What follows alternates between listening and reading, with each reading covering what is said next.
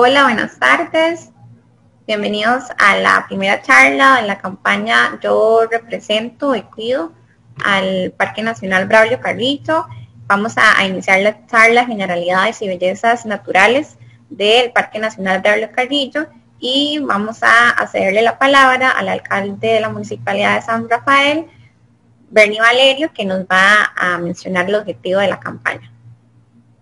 Sí, buenas tardes a todos. Es un gusto para mí poder compartir con todos ustedes y poder utilizar este medio digital para socializar alguna información que nos parece muy importante para la colectividad, no solo para las personas del Cantón de San Rafael, sino para todas las personas que amamos esta parte norte de la provincia de Heredia. Bienvenidos a todos los que forman parte de la, digamos, de la mesa principal o parte de la charla, y por supuesto, bienvenidos a todas las personas que son parte del webinar. Como herediano y como alcalde de la Municipalidad de San Rafael, es un verdadero honor transmitir desde la Municipalidad la primera charla de la campaña que hemos denominado Yo represento y cuido al Parque Nacional Braulio Carrillo.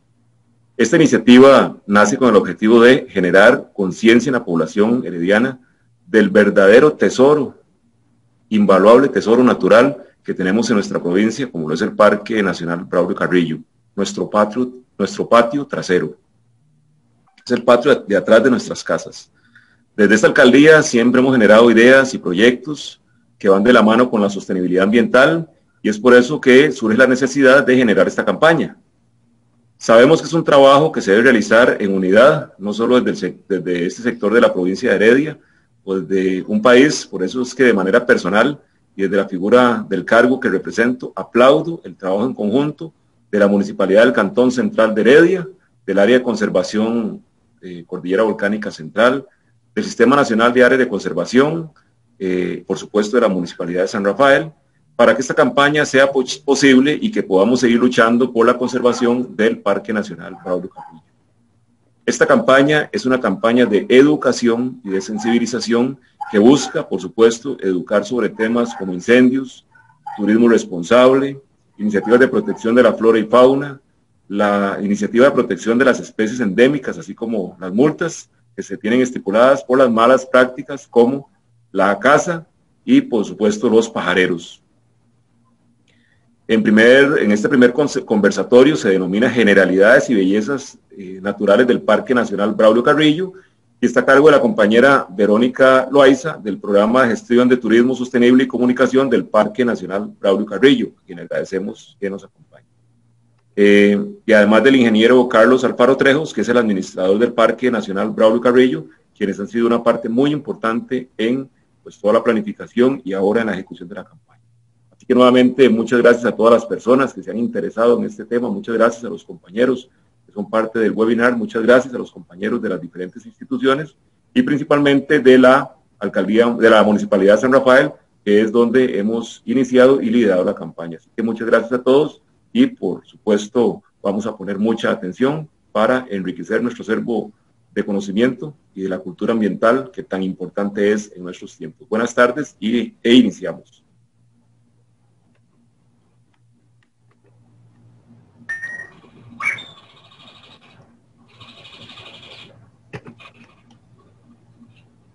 Buenas tardes a todos, un gusto y más bien darle las gracias a la Municipalidad de San Rafael que nos permite llegar a más personas con este tipo de iniciativas. Como lo vamos a ver más adelante, esta es una de las 9 municipalidades en la que estamos incluidos como Parque Nacional y en este caso la MUNI pionera en ese tipo de actividades. Vamos a exponerles lo que son las generalidades y bellezas naturales del Parque Nacional Braulio Carrillo.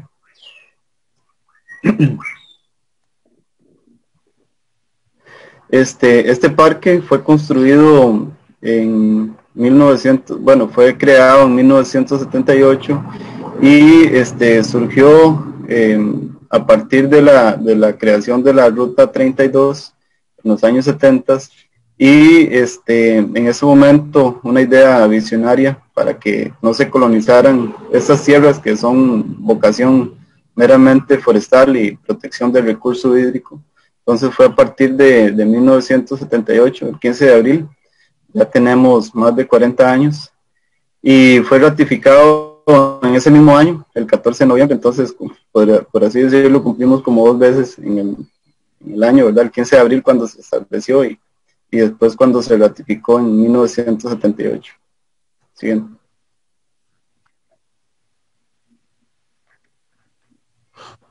Debe su nombre en honor al tercer jefe de Estado que gobernó Costa Rica entre los años 1837 y 1848. Esto es como historia. Otra parte histórica del parque fue en 1830, en el gobierno de Braulio Carrillo, que se ordenó la preparación de los planos para atender un camino en ese momento de carretas que fuera de San José a Guaples, cruzando el Cerro Surquí. Y fue en el año 1882, durante el gobierno de Tomás Guardia, que se inicia la rehabilitación del camino. El contrato se hizo mediante el señor Minor Kidd, que si recuerda fue fundamental en la parte de las bananeras del Atlántico. Este camino que nace, bueno, desde San José, y la idea es llegar al Atlántico. En ese momento estaba muy de apogeo lo que era el café, entonces se utilizó para comercio, ¿verdad? Entonces radica la importancia de que tenemos esa calzada histórica en el parque que data de los años 80. Siguiente. También hubo un pueblo que se llamó Pueblo de Carrillo. Esa calzada que le comentaba anteriormente llegaba a ese pueblo Carrillo, donde había una importante aduana. Era una zona de trasiego de mercadería. Contaba con ciertos servicios, entre esos herrerías, hospitales, alumbrado público, telégrafo, restaurantes, un galerón de cesteos y negocios. Esa aduana que existió ahí, para ubicarlos un poco, después del puente sobre el río Sucio, aguas abajo, ahí fue donde estuvo esa aduana, y estaba también muy cerca donde se une el río Patria con el río Sucio. Por ahí fue donde existió esa aduana, y que posteriormente, una vez abandonada ya porque había otro ferrocarril que cruza Puerto Rialba, que se abandonó de esta ruta, toda esta aduana fue desmantelada, por así decirlo, llevada a San José, y es lo que se conoce ahora como el Teatro de la Aduana. Toda esa información, gracias a un compañero del parque, historiador en este sentido, y que conoce mucho del tema, don Sergio Barquero, que me ha informado sobre este tipo de historia que pasó en el parque y que es muy importante realmente conocerlo. Siguiente.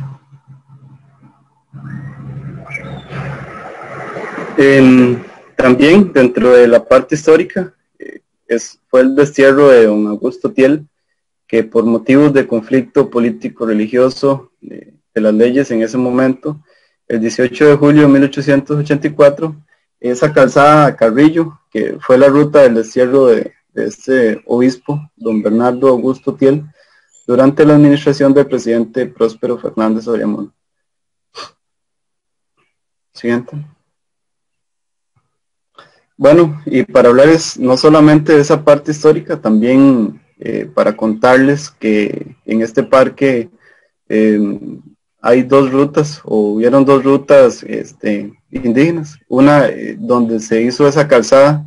Lo que se dice en la historia es que por ahí hubo una ruta indígena, y también existió en el parque, pero más al norte, una colonia penal, que todavía está el pueblo, ¿verdad? O el lugar que se llama Maxasay. Ahí existió una colonia penal. También podríamos citar, por ejemplo, el Mojón de Cooper, ¿verdad? Que es la división entre Heredia y San José, también como parte de la historia, y también lo que es el volcán Barba, que también tiene su historia. La ubicación Geográfica, bueno, casi que se ubica en el centro del país, ¿verdad? Por así decirlo, es un pulmón verde del país. Se encuentra entre los macizos de Poás y Irazú. Nosotros como Parque Nacional contamos con 2 conos volcánicos, el Cacho Negro y el volcán Barba. Next. Dentro del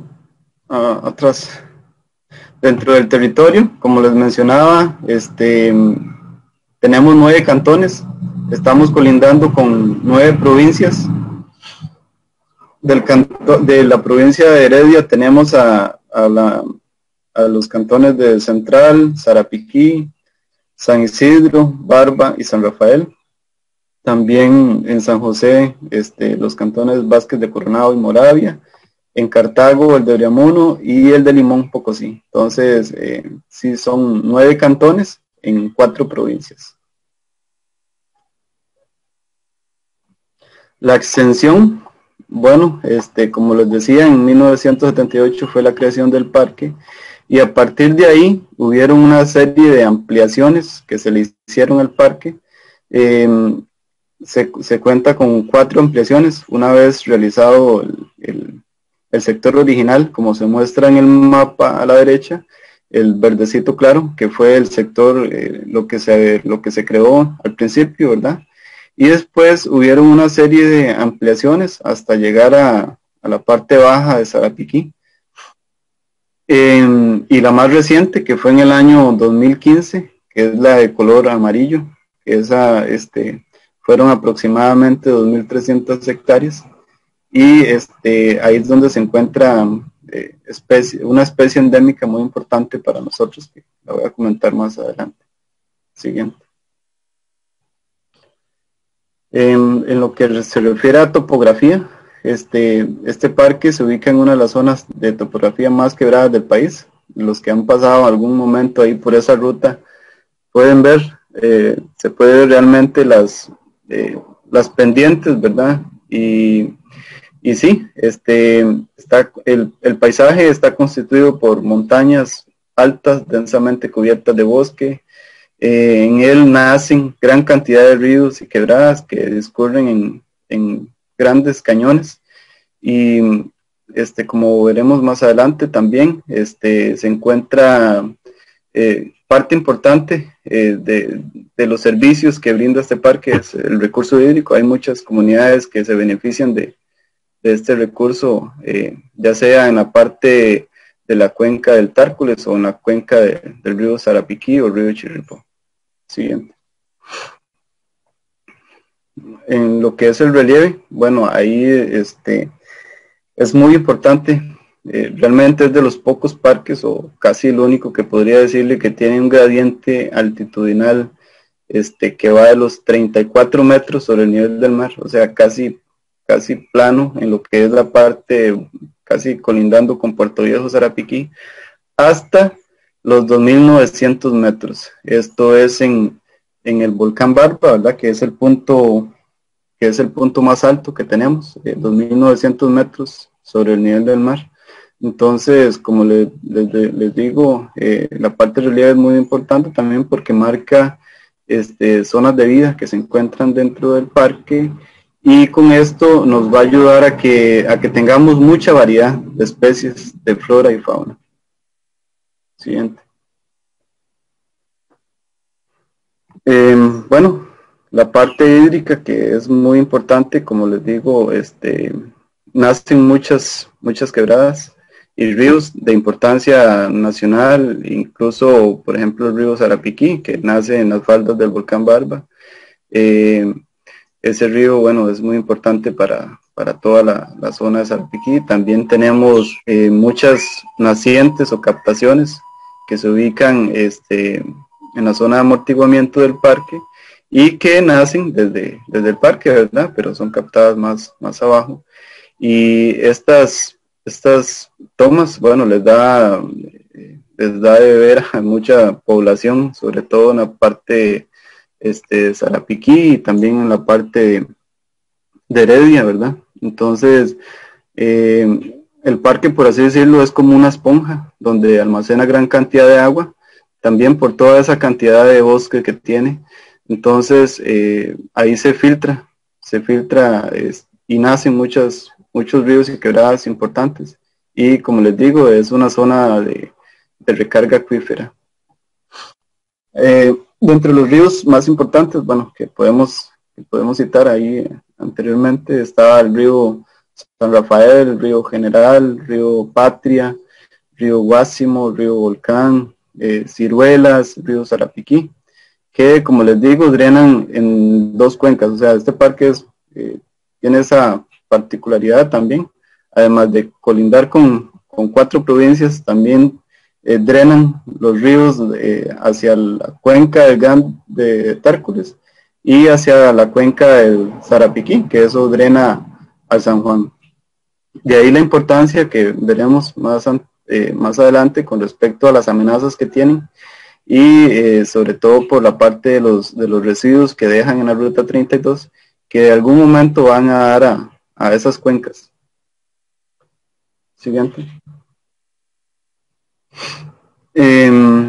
Como la parte de la precipitación, tenemos estaciones meteorológicas dentro del parque que nos indican que va a un rango de los 2000 a los 7.394 milímetros al año, una temperatura de los 2 grados a los 24 grados.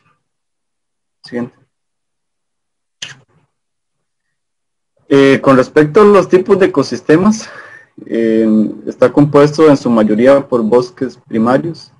Este parque favorece el desarrollo de 5 zonas de vida y 2 zonas de transición. Estas son bosque muy húmedo tropical, bosque muy húmedo tropical transición a premontano, bosque fluvial premontano, bosque fluvial montano bajo, bosque pluvial montano, bosque fluvial montano a transición a montano bajo y bosque muy húmedo montano bajo.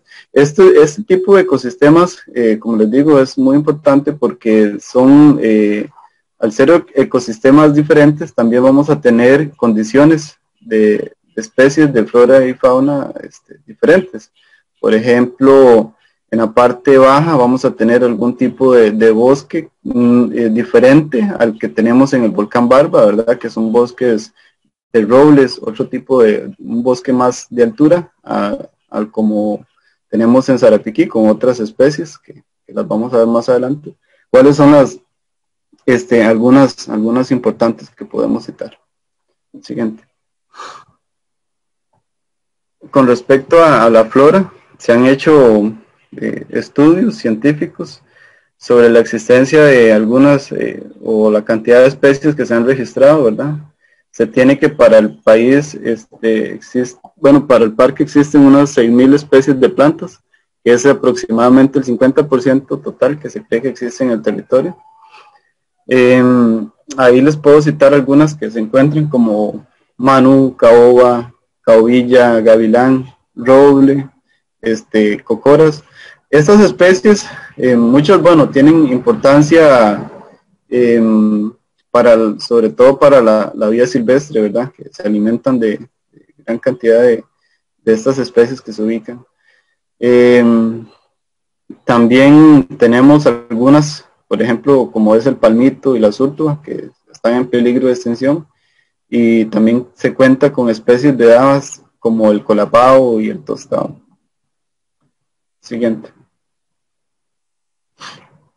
Con respecto a la parte faunística, se dice que, tenemos una rica avifauna que representa con casi 550 especies, lo que en porcentaje sería el 63% de las especies reportadas para Costa Rica. La mayoría de ellas son residentes. Entre las especies de aves que habitan en este parque, ¿verdad? Algunas, por ejemplo, como el rey sopilote, pájaro campana, el jilguero, el quetzal, la pava, tucanes, varias especies de colibríes, también el jilguero, trogones, bobo, aguilucho, lapa verde, entre otros. También se reportan para este parque 218 especies de anfibios y reptiles, entre las cuales se destaca el sapo de Holdridge o sapo sordomudo, que es una especie en peligro de extinción. Ahí disculpa la bulla al fondo, es parte de en estas presentaciones. Como les digo, esa especie se ubica ahí, como decía el señor alcalde, a la otra vez de la casa de ustedes, ahí en San Rafael. Se ubica esta especie importante para el mundo, ¿verdad? Es el único lugar donde se ubica. Entonces, por eso se dice que es una especie endémica. También se cuenta con especies de mamíferos. Entre estos tenemos las tres especies de monos: el mono araña, mono congo y mono cara blanca. Siguiente. Entonces, ¿por qué es una área silvestre protegida de gran importancia? Bueno, se le habló que tiene una extensión importante de aproximadamente 50.000 hectáreas, la presencia de varios edificios volcánicos, gran variedad de microclimas, ¿verdad? Como esa diferencia en altitud, esa cantidad de zonas de vida, hace que tengamos o que sea importante para algunas especies que, sobre todo con cambio climático, que necesiten desplazarse hacia otro gradiente altitudinal. Entonces en el parque va a tener esa posibilidad. También, la parte hídrica, como les mencionaba, que tiene gran cantidad de quebradas y ríos que forman 3 cuencas hidrográficas, una riqueza en biodiversidad de flora y fauna, la conectividad entre varias especies, entre varias áreas protegidas. Nosotros colindamos, con lo que es el volcán Poás y el volcán Irazú, que forman un bloque importante de conexión. Dice que el Parque Nacional es un parque cercano a varios centros de población del país, como es lo que es San José y Heredia, y es la zona núcleo de la Reserva de Biosfera de la Cordillera Volcánica Central. Next. Para lo que es la operación del parque y la administración, nosotros tenemos 3 puestos operativos. El puesto Volcán Barba, que tenemos ahí algunos de los programas: control y protección, investigación, voluntariado y turismo. Quebrada González, que es de control y protección, también investigación, voluntariado, turismo, educación ambiental, entre otros. Y el Ceibo, que actualmente es un puesto operativo de control y protección, y también es utilizado para investigación. Estos puestos se encuentran equidistantes, entonces la importancia de ellos radica en eso, ¿verdad? Quebrada González se encuentra a unos 450 metros sobre el nivel del mar y lo tenemos ahí cerca de la ruta 32 para la prevención de delitos ambientales cercanos a toda esa área. Después, lo que es el sector El Ceibo, ese se ubica en la Virgen de Sarapiquí, y el volcán Barba, que se ubica ahí en Barba, ¿verdad? Next. Como parte del plan de manejo que se tiene, se habían identificado 4 zonas de manejo, ¿verdad? Que una primera zona, que es la zona de mínimo o nula intervención. La zona 2, que es la zona de baja intervención. Una zona 3, que es la de mediana intervención, y es donde se ubican muchas fincas que aún están privadas, ¿verdad? Y lo que es las zonas de uso público están dentro de esa zona. Y la 4, que es una zona de alta intervención, sobre todo porque no tenemos mucho, es como se les dijo al principio, después de que se creó la ruta 32, se estableció el parque. Entonces, esa zona se ha establecido como una zona de alta intervención, donde tenemos varias amenazas que tiene el parque por esa particularidad. también cuenta con una zona de amortiguamiento y una zona de uso especial. Esa zona de uso especial es algunos lugares ya establecidos para lo que es la investigación. Next. La zona de uso público del sector Quebrada González, como les digo, se encuentra a una altura de 500 metros sobre el mar. Tiene un clima muy húmedo, el cual lo hace especial para la observación de aves. Este es un sitio de paso de aves o ruta de aves. Actualmente se cuenta con 2 senderos, que es el sendero El Ceibo y Las Palmas. Tenemos un centro de visitantes, un área de parqueo, servicios sanitarios, recepción, agua potable y un mirador. Eso es como parte de los servicios que se tienen en esa zona. Next. Dentro de los atractivos importantes, bueno, se puede apreciar el río Sucio y también hay un mirador, ¿verdad? Donde se puede ver ese color muy diferente a otros ríos del país, cuyas aguas arrastran minerales de origen volcánico, originando su color característico. También, bueno, entre los atractivos, ¿verdad? Como se les mencionó, la parte de aves, que es muy importante en esa zona, y también algunas especies que se pueden observar de árboles, como caoba, pilón, gran variedad de especies de palmas, algunos mamíferos que se pueden observar cuando nos visitan, ¿verdad? Entre ellos los monos, saíno, danta, entre otros que se pueden observar. Con suerte, ¿verdad? Next. El sector Volcán Barba, actualmente no se encuentra habilitado, pero ya ayer me pasaron una muy buena noticia, ¿verdad? Que ya están colocando la fibra óptica, entonces ya esperemos que pronto esté habilitado nuevamente.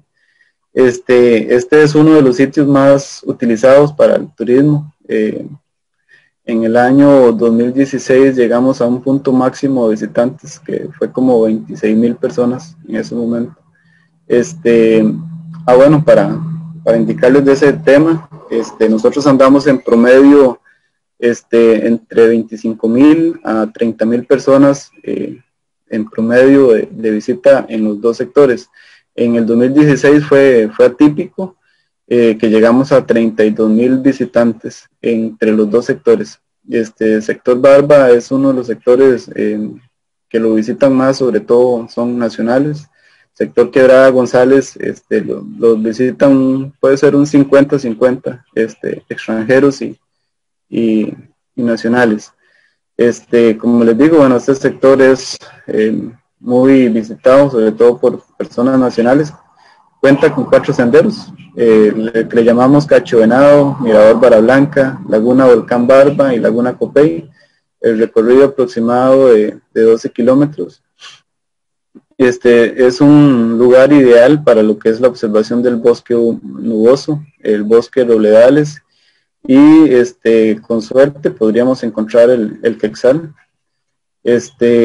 También se pueden ver otro tipo de aves, mamíferos y plantas. También cuenta con un área de atención, un área de servicios sanitarios y miradores. Se le han hecho mejoras, entonces esperemos que una vez que esté habilitado, vayan y disfruten de lo que se ha podido lograr. Se le hizo inversión a lo que es la zona de camping, y ahorita se está trabajando en un área de parqueo, el cual era una de las cosas también que requerían la parte de turismo en ese sector. Next. Como parte de los atractivos importantes del Barba, bueno, se dice que hay un gigante dormido, que es la laguna del volcán Barba. Es el tercer volcán más alto de Costa Rica, de 2,900 metros sobre el nivel del mar. Tiene una extensión de mayor a 1,100 kilómetros cuadrados y el volumen es el más grande de Costa Rica. Es el más extenso de Centroamérica Se localiza, bueno, situado a 22 kilómetros al norte de San José, de la cordillera volcánica central. Se dice que la última actividad eruptiva fue hace unos 500 años y que en su momento, bueno, lo que había escuchado, la parte vulcanológica, que era uno de los volcanes más violentos, por así decirlo, cuando hacía erupción. Next. Como atractivo está el cráter principal de la laguna, de origen volcánico. Tiene un diámetro de 70 metros, una profundidad de 8 metros, una temperatura promedio de 11 grados y se cuentan con 2 miradores para observar. La otra laguna se llama Laguna Copey, que también es de origen volcánico. Esta es una laguna más pequeña, anda en 40 metros de diámetro. La temperatura 11 grados centígrados. Esas son las 2 lagunas que están habilitadas actualmente al público. Como parte de la problemática ambiental, no podemos dejar de lado lo que es la Ruta 32. Como le digo, genera gran contaminación por residuos sólidos, la parte sónica, la parte visual. Y también de que en esta ruta pueden tener acceso a lugares del parque, ¿verdad? Donde pueden o se ha encontrado extracción de flora como palmitos y también la parte de cacería. Entonces también sirve o ha servido para algunos dañinos de la naturaleza para ese fin. Next. Otro punto como problemática son los ingresos ilegales, y acá sería hacer un llamado de atención a todas las personas que visitan el parque a no ingresar por sitios no oficiales. Sabemos que hay muchos sitios en el parque que se promocionan, personas que lucran con este tipo de actividades y de que ha ocasionado incluso pérdidas humanas, que incluso algunos que yo recuerdo no han sido localizadas, algunas personas que han ingresado, ¿verdad?, de forma ilegal. Y también esto trae consigo a que esté afectando, ¿verdad?, la parte de la flora. Al ingresar por sitios no oficiales, realizan senderos que no están o que no son permitidos, entonces causa algún tipo de problema a la parte ambiental, y lugares donde no era permitido, donde existen especies de vida silvestre que no han tenido contacto con personas, hacen que esto para nosotros, además de que nos quitan o nos limitan a realizar otro tipo de actividades, como por ejemplo ir a detener o hacer puestos de fijos para cazadores o otro tipo de delitos ambientales, nos quitan que sea esta actividad, irla a atender en lugar de atender otras amenazas que podríamos tener mayor impacto. Next. Hay algunas fotos, algunos ejemplos de lo que es extracción de flora y fauna, orquídeas, algunas especies que se han podido decomisar, ¿verdad?, como parte de esos delitos que se presentan en el parque, ¿verdad?, lo que es la tenencia de especies de aves también, que es una problemática, sobre todo en esa parte norte de Heredia. Next. Lo que es la cacería furtiva, bueno, la cacería casi que se da en todos los 50,000 hectáreas, pero mucho de la atención la tenemos por el lado de Sarapiquí, también por el lado de Limón, aquí por el lado de Aguas Mansas, todo ese sector, Sarapiquí por ahí, por los sectores de Cujuquí, sectores por ejemplo, de Orquetas, Puerto Viejo, por el lado Vara Blanca también, se da todo ese tipo de actividades. Como les digo, la cacería en este caso es fuerte para la parte o para la especie de tepezcuintes, saíno, cabro de monte, incluso dantas. Next. También el otro tipo de amenaza detectada es la pesca ilegal. También, como hay muchos ríos, también hay muchas personas que se dedican a este tipo de negocio, ¿verdad? Que no es pescar para subsistencia, sino más para comercio, y ahí arrasan con lo que hay, peces pequeños, grandes. Entonces, si es una problemática, podemos citar algunos ríos donde hemos localizado ese tipo de prácticas, como es el río San José, el río San Rafael, el río Sarapiquí, río Puerto Viejo, río Mortero, entre otros, donde se han localizado o se han detenido personas con este tipo de delitos ambientales. Siguiente. Ya para finalizar, dice, esta tierra pertenece a todos los costarricenses, algunos ya han muerto, otros todavía vivimos, pero la mayoría aún no han nacido. Una frase anónima, que la traigo a que la conozcan, los que han visitado el parque la tenemos en rotulación, pero es muy verdadera, ¿verdad? Hay que proteger la tierra de los que aún estamos vivos y los que aún no han nacido. Muchas gracias a todos.